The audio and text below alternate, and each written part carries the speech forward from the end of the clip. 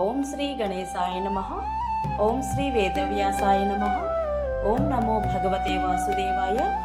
మహాభారత గ్రంథ పారాయణలో భాగంగా ఈరోజు మనం 322వ రోజుకు వచ్చేసాము. భీష్మ పర్వంలో ఉన్నాము. కురుక్షేత్ర మహాసంగ్రామంలో 3వ రోజుకు వచ్చేసాము. నిన్న మనము ఇరుపక్షాలు వ్యూహరచన చేయడం గురించి తెలుసుకున్నాము.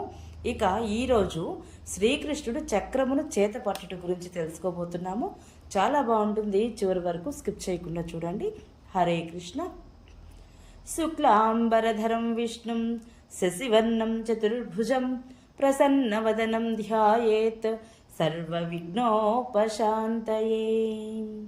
నారాయణం నమస్కృత్య నరం చైవ నరోత్తమం దేవీం సరస్వతిం వ్యాసం తతో జయముధీరయేత్. హరే కృష్ణ. ఇక మనం పారాయణలోనికి వెళ్ళిపోదాము. ధృతరాష్ట్రుడు సంజయ్ని అడుగుతున్నాడు, సంజయ, నా కొడుకు దుఃఖంతో భీష్ముడిని అలా ఎత్తి పొడుపుగా మాట్లాడి కోపం రగిలిస్తే అతడు భయంకరమైన యుద్ధం చేస్తానని ప్రతిజ్ఞ చేశాడు కదా. అతడు పాండవులతో పాంచాల వీరులతో అతనితో ఏ రీతిగా యుద్ధం చేశారు అని అడిగాడు. అప్పుడు సంజయుడు చెప్పసాగాడు, ఆ రోజు పగటిలో మొదటి భాగం గడిచిపోయాక సూర్యుడు పరమటి దిశకు కదులుతూ ఉండగా పాండవులు విజయోల్లాసంతో ఉన్నారు. అదే సమయంలో భీష్ముడు వేగవంతమైన గుర్రాలు పూంచిన రథమెక్కి పాండవ సేన వైపు బయలుదేరాడు.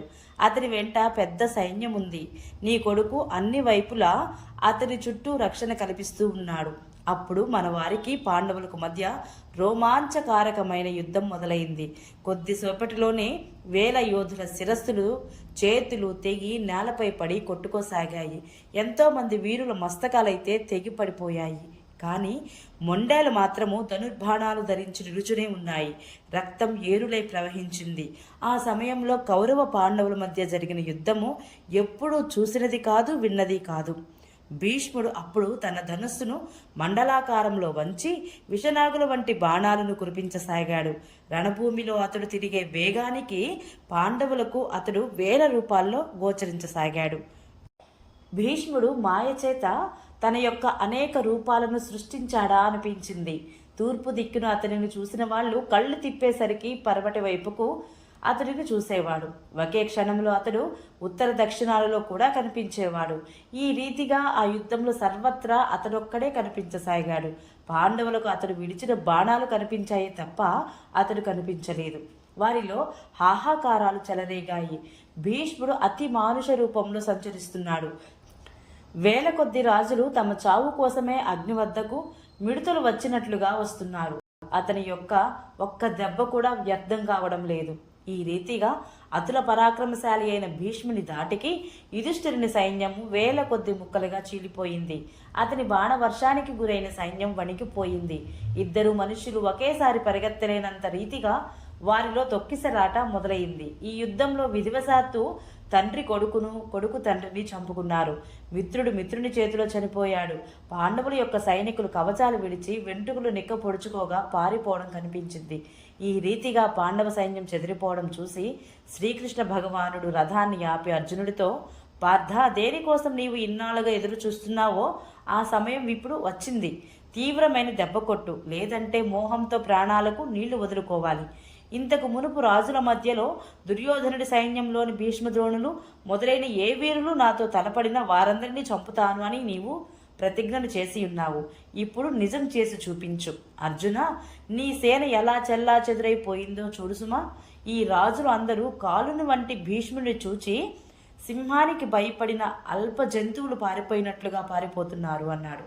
శ్రీకృష్ణుడు ఇలా అనగానే అర్జునుడు, మంచిది, ఇక నీవు గుర్రాలను అదిలించి ఈ సేనాసాగరం మధ్యను భీష్ముడి వద్దకు రథాన్ని తోలు.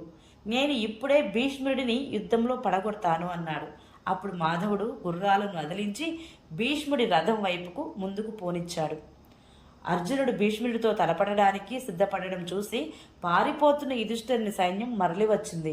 అర్జునుడు రావడం చూసి భీష్ముడు సింహనాదం చేసి అతని రథం మీద బాణాల జడివాను కురిపించాడు. ఒక్క క్షణకాలంలోనే అర్జునుడికి రథానికి ఉన్న గుర్రాలు సారథి కూడా బాణాలతో కప్పబడి కానరాలేదు. కానీ శ్రీకృష్ణ భగవానుడు మిక్కిలి ధైర్యశాలి. అతడు ఏమాత్రం తడబడకుండా గుర్రాలను సరాసరి ముందుకే నడిపించాడు. ఇదే సమయంలో అర్జునుడు తన దివ్యమైన వింటిని ఎక్కుపెట్టి 3 బాణాలతో భీష్ముడిని విల్లు విరక్కొట్టాడు. భీష్ముడు కన్ను మూసి తెరిచేలోగా ఇంకొక పెద్ద ధనస్సు తీసుకొని దానికి నారీ బిగించాడు. కానీ దానిని కూడా అతడు ఇలా లాగాడో లేదో అర్జునుడు వెంటనే విరిచివేశాడు. అర్జునుడి యొక్క ఈ నైపుణ్యం చూసి భీష్ముడు అతనిని మెచ్చుకుంటూ, మహాబాహు అర్జున, నీ మీద నాకు చాలా ప్రీతి కలిగింది, నాతో యుద్ధం చెయ్యి అన్నాడు. ఈ రీతిగా పార్థుడిని మెచ్చుకుంటూనే ఇంకొక గొప్ప విల్లు తీసుకొని అతనిని రథం మీద బాణవృష్టి కురిపించాడు భీష్ముడు. శ్రీకృష్ణ భగవానుడు కూడా గుర్రాలు నడపడంలో తనకున్న నైపుణ్యాన్ని అంతటినీ ప్రదర్శించాడు. అతడు వేగంగా రథాన్ని గుండ్రంగా తోలుతూ భీష్ముడి బాణాలను తరచుగా వ్యర్థం చేయసాగాడు. ఇది చూసి భీష్ముడు వాడి బాణాలతో కృష్ణార్జునుడు ఇద్దరిని బాగా గాయపరిచాడు. పైగా అతని ఆజ్ఞానుసారం ద్రోణుడు, వికర్ణుడు, జయద్రథుడు, భూరిశ్రవుడు, కృతవర్మ, కృపాచార్య, శృతాయువు, అంబష్టపతి, విందుడు, అనువిందుడు, సుదక్షిణుడు మొదలైన వీరులు, ప్రాచ్య, సౌవీర, వసాది, క్షుద్రక, మాలవ దేశీయ యోధులు వెంటనే అర్జునుడి మీది దాడికి వచ్చేశారు. వారు 1000 గుర్రాలు, కాల్బలము, రథాలు, ఏనుగుల యొక్క సమూహాలతో ముట్టడించారు. వారిని చూసి సాత్యకి వెంటనే అక్కడికి చేరుకొని అర్జునుడికి సహాయం చేయడానికి ఉపక్రమించాడు. యుధిష్ఠిరుని సైన్యం మరలా పారిపోవడం చూసి అతడు, క్షత్రియులారా ఎక్కడికి వెళుతున్నారు? ఇది క్షత్రియ ధర్మం కాదు కదా. వీరులారా, మీ ప్రతిజ్ఞలు విడవకండి, మీరు ధర్మాన్ని పాటించండి అని హెచ్చరించాడు. శ్రీకృష్ణ భగవానుడు పాండవ సేనలోని ముఖ్యమైన రాజులు అందరూ పారిపోవడము, అర్జునుడు యుద్ధంలో చల్లబడిపోవడము, భీష్ముడు ప్రచండంగా ఉండడం చూశాడు. దీనిని అతడు సహించలేకపోయాడు. అతడు సాత్యకిని ప్రశంసిస్తూ, సిరివంశపు వీరుడా, పారిపోయే వారిని పారిపోని, ఉన్నవారిని కూడా వెళ్ళిపోని. నాకు వీరి మీద నమ్మకం లేదు. నీవు చూస్తూ ఉండు. నేను ఇప్పుడే భీష్ముడిని, ద్రోణాచార్యుని రథం నుండి పడవేస్తాను. కౌరవ సేనలోని ఒక్క రధికుడు కూడా నా చేతి నుండి తప్పించుకోలేరు. ఇప్పుడు నేను స్వయంగా నా ఉగ్రమైన చక్రాన్ని ఎత్తి భీష్ముడి, ద్రోణుడి యొక్క ప్రాణాలు తీస్తాను. ధృతరాష్ట్రుడి కొడుకులందరినీ చంపి పాండవులకు సంతోషం కలిగిస్తాను. కౌరవ పక్షంలోని వీరులందరినీ చంపి ఈనాడే యుధిష్ఠిరుని రాజుగా చేస్తాను అన్నాడు. ఇలా అని శ్రీకృష్ణ భగవానుడు గుర్రాల కళ్యాలను వదిలి సుదర్శన చక్రాన్ని చేతిలోకి తీసుకుని రథం మీది నుండి కిందకి దూకాడు. ఆ సుదర్శన చక్రం సూర్యకాంతితో వెలుగొందుతూ వజ్ర సదృశ్యమైన ప్రభావంతో అమోఘంగా ఉంది. దాని అంచులు చురికల్లా పదురుగా ఉన్నాయి. శ్రీకృష్ణ భగవానుడు మహావేగంతో భీష్ముడి వైపు లంఘించాడు. అతని పాదాల తాకిడికి భూమి కంపించింది. సింహం మదపటి ఏనుగు మీదికి ఉరికినట్లుగా అతడు భీష్ముడి వైపుకు ఉరికాడు. అతని నల్లని శరీరం మీద గాలికి ఎగురుతున్న పీతాంబరం యొక్క నల్లని అంచు మేఘంలో మెరుపులా ప్రకాశించింది. చేతిలోని చక్రం పైకెత్తి పట్టుకొని అతడి గట్టిగా హుంకరించాడు. అతని పట్టరాని కోపం చూసి కౌరవ సంహారం జరిగిపోయిందని అనుకుని అందరూ హాహాకారాలు చేయసాగారు. చక్రం పట్టుకుని అతనిని చూస్తే ప్రళయకాలంలోని సంవర్తకాగ్ని సమస్త జగత్తును దహించి వేయడానికి సిద్ధపడినట్లుగా అనిపించింది. అతడు చక్రం పట్టుకొని తన వైపు వస్తుంటే భీష్మునకు కొద్దిగా కూడా భయం కలగలేదు. అతడు పైగా 2 చేతులతో ధనుష్టాంకారం చేస్తూ శ్రీకృష్ణ భగవానుడితో ఇలా అన్నాడు, రమ్ము రమ్ము దేవేశ్వర, రమ్ము జగదాధార, నేను నీకు నమస్కరిస్తున్నాను. చక్రధారివైన మాధవ, నేడు బలత్కారంగా నన్ను ఈ రథం నుండి పడగొట్టు. నీవు సమస్త జగత్తుకు ఈశ్వరుడువు, అందరికీ శరణు ఇచ్చేవాడవు. నీ చేతిలో ఇప్పుడు నేను చనిపోతే నాకు ఇహపర లోకాలలో శుభం చేకూరుతుంది. భగవాన్ కృష్ణ, నన్ను చంపడానికి స్వయంగా నీవే వచ్చి ముల్లోకాలలోనూ నా గౌరవాన్ని పెంపొందించావు తండ్రి అన్నాడు. భగవానుడు ముందుకు వెళ్ళడం చూసి అర్జునుడు కూడా రథం నుండి దూకి అతని వెనుక పరిగెత్తి సమీపించి అతని 2 చేతులను పట్టుకున్నాడు. రోషావిష్టుడై ఉన్న భగవానుడు అర్జునుడు పట్టుకున్నా ఆగలేదు. తుఫాను గాలి ఏదైనా చెట్టును లాగుకొని పోతున్నట్లుగా అతడు అర్జునుడిని ఈడ్చుకుంటూ ముందుకు సాగిపోయాడు. అప్పుడు అర్జునుడు అతని చేతులను వదిలి కాళ్ళ మీద పడ్డాడు. అతడు బలమంతా ఉపయోగించి అతని కాళ్ళను గట్టిగా పట్టుకొని 10వ అడుగు వేయబోతుండగా ఎలాగో కష్టపడి అతనిని ఆపాడు. అతడు నిలబడగానే అర్జునుడు ఆనందంతో అతనికి ప్రణమిల్లి, కేశవ, నీ క్రోధాన్ని శాంతింపజెయ్యి. నీవే పాండవులకు ఆధారం. నేను నా సోదరుల మీద, కొడుకుల మీద ఒట్టు వేసి చెబుతున్నాను. నా పనిలో మెతకదనం వహించను. ప్రతిజ్ఞానుసారంగానే యుద్ధం చేస్తాను అని వేడుకున్నాడు. అర్జునుడి యొక్క ఈ ప్రతిజ్ఞ విని శ్రీకృష్ణుడు ప్రసన్నుడై అతని అభీష్టం మేరకు చక్రసహితుడై తిరిగి రథం మీదికి వచ్చి కూర్చున్నాడు. అతడు తన పాంచజన్యం ఊది ఆ ధ్వనితో దిక్కులు పిక్కటిల్లేలా చేశాడు. ఆ సమయంలో కౌరవ సైన్యంలో కోలాహలం చెలరేగింది. అర్జునుడి యొక్క గాంధీవం నుండి అన్ని దిక్కులకు తీక్షణమైన బాణాలు వర్షించసాగాయి. అప్పుడు అర్జునుడి మీద భూరిశ్రవుడు 7 బాణాలను, దుర్యోధనుడు తోమరాన్ని, శల్యుడు గదను, భీష్ముడు శక్తిని ప్రయోగించారు. అప్పుడు అర్జునుడు కూడా 7 బాణాలతో భూరిశ్రవుడిని బాణాలను ఖండించాడు.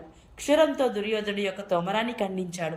ఒక్కొక్క బాణంతో శల్యుని గదను, భీష్ముడి శక్తిని కూడా తునుమాడాడు.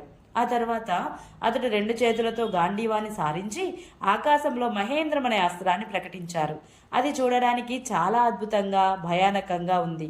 ఆ దివ్యాస్త్రం ప్రభావంతో అర్జునుడు కౌరవ సైన్యం యొక్క గతిని నిరోధించాడు. ఆ అస్త్రం నుండి అగ్నిలాగా మండుతున్న బాణాలు వర్షించసాగాయి. శత్రువుల రథాలు, ధ్వజాలు, ధనస్సులు, బాహువులు ఖండించి ఆ బాణాలు రాజుల, ఏనుగుల, గుర్రాల శరీరాలలో గుచ్చుకున్నాయి. ఈ రీతిగా పదునైన అంచులు గల బాణాల వలను పరిచి అర్జునుడు అన్ని దిక్కులను, దిగంతాలను కప్పివేశాడు. గాంధీవ ధనుష్టాంకారంతో శత్రువుల మనసులలో అత్యంత బాధను కలుగజేశాడు. రక్తపు టేరులు ప్రవహించసాగాయి. కౌరవ సేనలోని ప్రముఖ వీరులు మరణించడం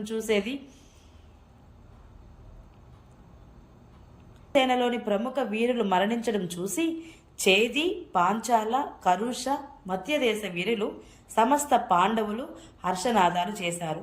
కృష్ణార్జునులు కూడా హర్షాన్ని ప్రకటించారు. సూర్యుడు తన కిరణాలను ఉపసంహరించసాగాడు. ఇటు కౌరవ వీరులు శరీరాలు శస్త్రాలతో గాయపడి ఉన్నాయి. యుగాంతం సమయంలో వలె అన్ని వైపులా వ్యాపించిన అర్జునుడి యొక్క ఐంద్రాస్త్రాన్ని ఎవరూ భరించలేకపోతున్నారు. ఈ అగ్ని విషయాలను ఆలోచించి సంధ్యాకాలం సమీపించడం చూసి భీష్ముడు, ద్రోణుడు, దుర్యోధనుడు, బాహ్లికుడు మొదలైన కౌరవ వీరులు సేనాపతులతో కలిసి శిబిరాలకు తిరిగి వచ్చారు. అర్జునుడు కూడా శత్రువుల మీద విజయాన్ని, కీర్తిని పొంది సోదరులతో, రాజులతో కలిసి డేరాలకు వెళ్ళిపోయాడు. కౌరవ సైనికులు శిబిరాలకు తిరిగి వచ్చేటప్పుడు ఒకరితో ఒకరు, ఎవరు అలా చేయలేరు, తన బాహుబలంతోనే అతడు అంబష్టపతి, శృతాయువు, దుర్మర్శనుడు, చిత్రసేనుడు, ద్రోణుడు, కృపుడు, జయద్రథుడు, బాహ్లికుడు, భూరిశ్రవుడు, శల్యుడు ఇంకా భీష్మునితో పాటు అనేక యోధులపైన విజయాన్ని పొందాడు అని గొప్పగా చెప్పుకుంటూ ప్రశంసిస్తూ వస్తున్నారు. హరే కృష్ణ. ఓం నమో భగవతే వాసుదేవాయ. ఈ రోజుతో మనం 3వ రోజు పూర్తి చేసుకున్నాము. రేపు మనము 4వ రోజు యుద్ధము ఘటోత్కచ భగదత్తుల యుద్ధం గురించి తెలుసుకుందాము. ఈ వీడియో మీకు నచ్చినట్లయితే please subscribe my channel, like, share, comment please. Thank you.